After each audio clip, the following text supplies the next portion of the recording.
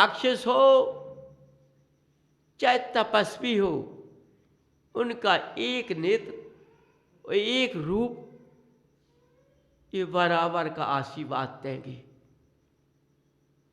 इसलिए इनकी आरती होती है। यदि इनका एक रूप ना हो तो आरती नहीं होती। समझो बंधुओं, ये भी समझ लेना। तभी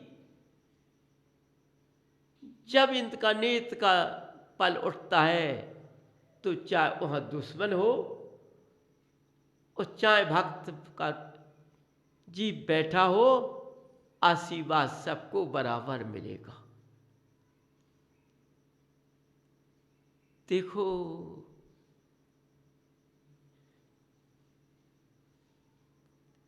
इनका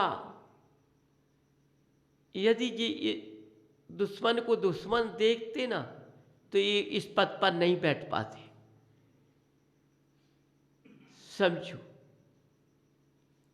ये समाये हुए हैं, ये दुश्मन को भी समा लेते हैं, ये व्यभिचारी को भी समा लेते हैं, ये राक्षस को भी समा लेते हैं और क्षमा को भी समा लेते हैं।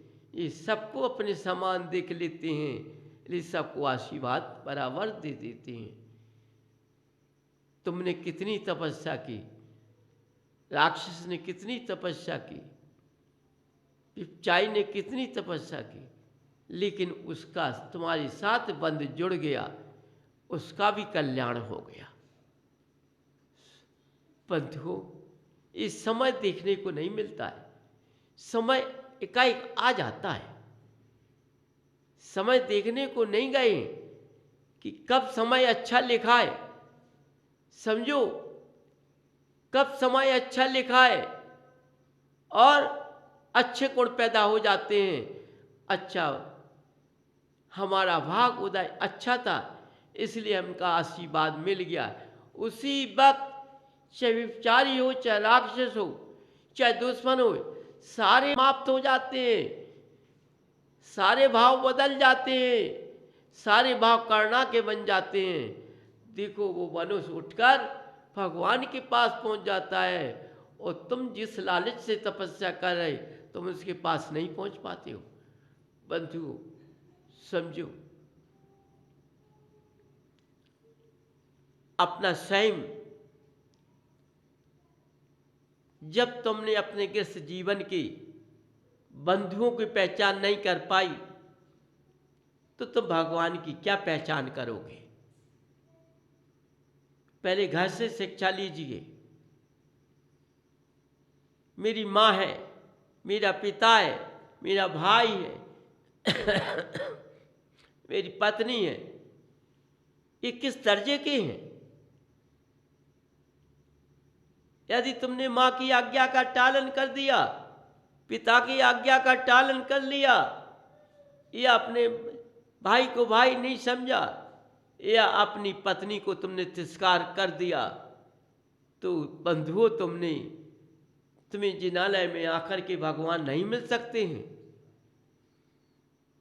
समझो, तुम अपना रूखापन दिखाते रहोगे, उनकी पूजा माता करते रहोगे, लेकिन तुम उनकी पूजा नहीं कर रहे हो। अपने दुष्ट कर्मों की भावना की पूजा कर रहे हो। समझो, उनके सामने उनकी पूजा नहीं कर रहे हो। तो बंधु, अपने किस जीवन में हर एक की पहचान करनी है। यदि तुमने माँ पिता को सता दिया, या अपनी पत्नी को सता दिया, या अपने बच्चे को सता दिया, अपने भाई को सता दिया, तो तुम अभी गृहस्थ जीवन में देवादेव अनंत के रास्ते पर नहीं हो। तुम बंधु, तुम्हारे अंदर धर्म की भावना नहीं है। समझो, चारों तरफ चले जाओ, देखो ये नगाड़ा कैसा बज रहा है। समझो, एक माया का बोल चल रहा है चारों तरफ। गृहस्थ जीवन में देखो तो माया की जरूरत पड़ती है, और धर्म रास्ते पे चले जाओ तो विद्वानों को भी माया की जरूरत पड़ती है। समझो, रास्ते में चले जाओ तो बंधु भाव को भी माया की जरूरत पड़ती है। इसके अलावा किसी को किसी की जरूरत नहीं है। ये माया कितनी अमोल है। इस सबको घुमा रही है। क्यों नहीं? तुमने उस माया को अपने पास नहीं रख पाया, क्योंकि वह पास में नहीं रहती है, घुमाती है, घूमती है, सबको घुमाती है और रास्ते से गिराती है। समझिए, यदि तुम भगवान के रास्ते पर चलते ना,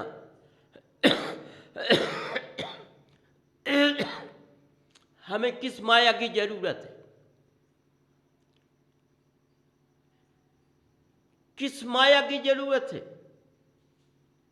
हमें उस माया की जरूरत है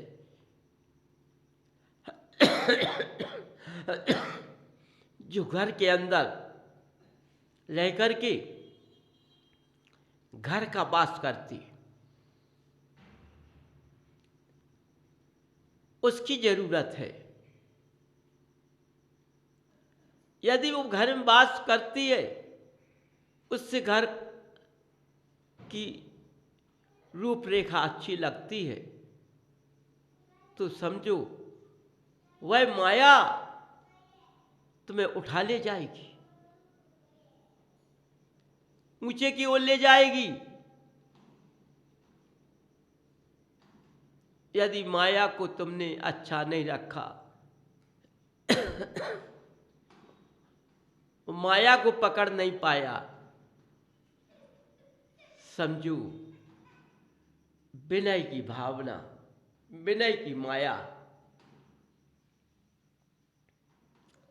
को पकड़ लिया,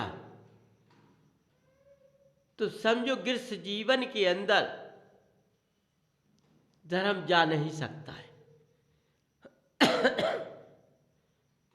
धर्म रहेगा और धर्म रास्ते पर चल कर के तुम, वही माया तुम्हें अच्छे रास्ते की ओर ले जाएगी।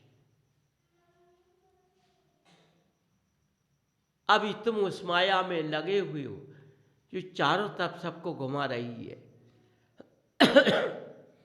जबकि उस माया की जरूरत किसी को भी नहीं है। वह किसी के पास माया है ही नहीं है जो मुझे उठाती है। गृहस्थ जीवन में माया अलग होती है, धर्म रास्ते पर चलने वाली माया अलग होती है। यदि तुमने धर्म रास्ते की माया को अपने पास रख लिया, उसको पा लिया और उससे पर चल गई, तो वह उसी में विलीन हो जाएगी। समझो बंधुओं, वह ऊंचा उठा ले जाएगी, ऊंचे रास्ते की ओर चले जाओगे। इसलिए देखो तुम चारों तरफ कौन सा नगाड़ा बज रहा है। समझो कौन सा नगाड़ा बज रहा है चारों तरफ। हाय माया, हाय माया। चाहे गृहस्थ का जीवन हो, चाहे विद्वान का जीव हो, विद्वानी जीव हो, समझो या ज्ञानी हो, उसके अंदर एक ही धागा है, हाय माया।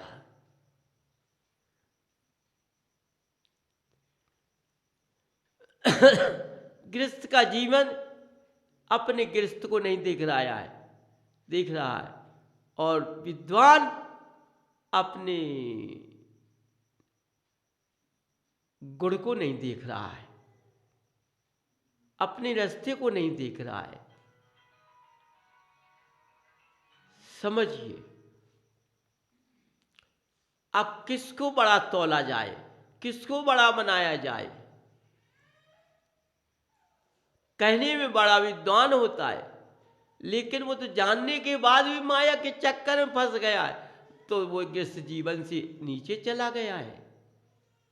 समझो बंधुओं, वो गृहस्थ जीवन से नीचे चला गया है,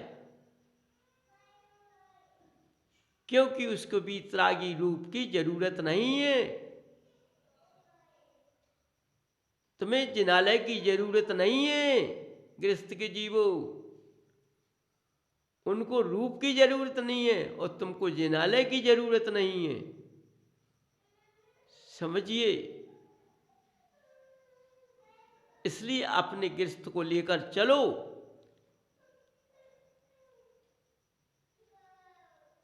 हमें गृहस्थ में कैसा चलना है, गृहस्थ में पहचान करो, तभी तुम जिनालय में आकर के धर्म की पहचान कर पाओगे।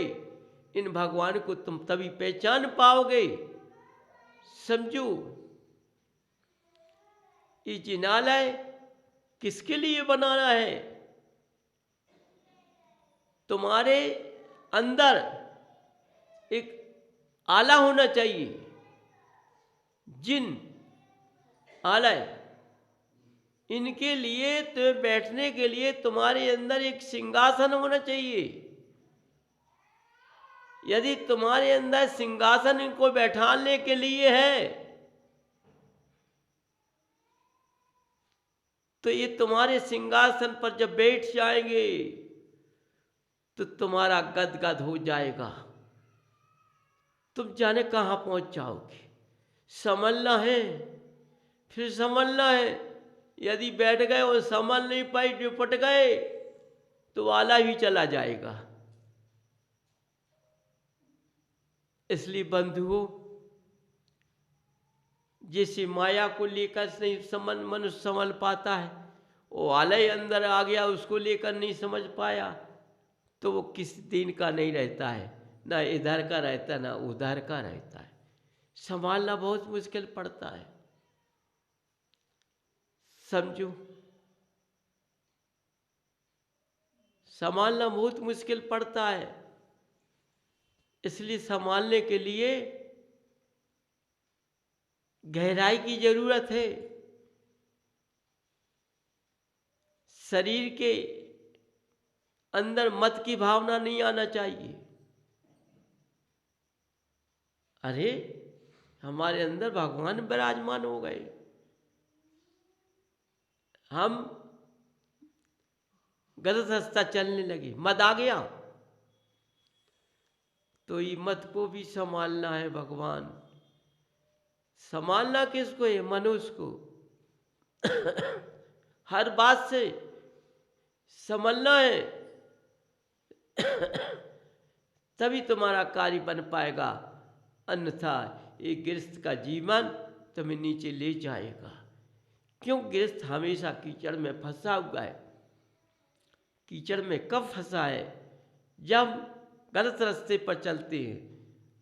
और यदि मैंने गलत रास्ते से निकल गया तो मेरा गृहस्थ स्वर्ग बन जाता है। कीचड़ का मतलब नरक और सुख का मतलब स्वर्ग। देखो, उसी घर में कैसा व्यवहार चलने लगा, एक दूसरे के पास विनय पहुंच जाती है, एक की बात एक नहीं टालता है। समझ जाओ, यहाँ धर्म आ गया है। इसलिए बंधुओं, बड़ी गहराई से लेकर चलो। हमें गृहस्थ जीवन में अपने सबके साथ कैसा नाता निभा कर चलना है। यदि तुमने सही नाता निभा लिया, यदि तुम्हारा बच्चा तुमसे दुखी नहीं है, तुम्हारी माँ तुमसे दुखी नहीं है, पिता तुमसे दुखी नहीं है, सारे खुश हैं, पत्नी खुश है तुमसे, पत्नी दुखी नहीं है, तो समझ लो तुमने सबको खुश कर लिया, तो भगवान को भी तुम खुश कर लोगे। ये तुम्हारी सूत्र है, सूत्र। ये तुम्हारा गृहस्थ का सूत्र है। तुमने भगवान को खुश कर लिया तो तुमने अपने इष्ट मित्रों को भी खुश कर लिया। इसलिए बंधुओं, हर बात को देखकर चलना है, क्योंकि जब ही हम कर्तव्य निभा सकते हैं। क्योंकि मैंने जन्म लिया है, लेकिन मेरा कर्तव्य है क्या? मैंने जन्म किस लिए लिया? मेरा कर्तव्य है क्या?